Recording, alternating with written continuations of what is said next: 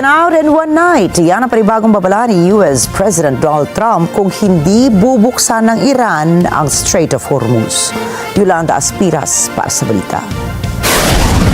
Mabilis na aksyon militar laban sa Tehran ang banta ni US President Donald Trump kung sa Martes ay sarado pa rin ang Strait of Hormuz. Ayon kay Trump, pasasabugin ng Washington ang power plants at mga tulay ng Tehran. Aniya, agad itong magagawa. The entire country can be taken out in one night, and that night might be tomorrow night. Sa Truth Social, sinabi ng Pangulo na target ng US ang infrastruktura ng enerhiya ng Iran. Nakatutok ang paggigipit ni Trump sa pagbubukas ng strait, ang critical na shipping lane na dinaraanan ng 1/5 ng pandaigdigang supply ng langis. Sinarhan ang koridor bilang ganti ng Iran sa pag-atake sa kanila ng US at Israel noong Pebrero.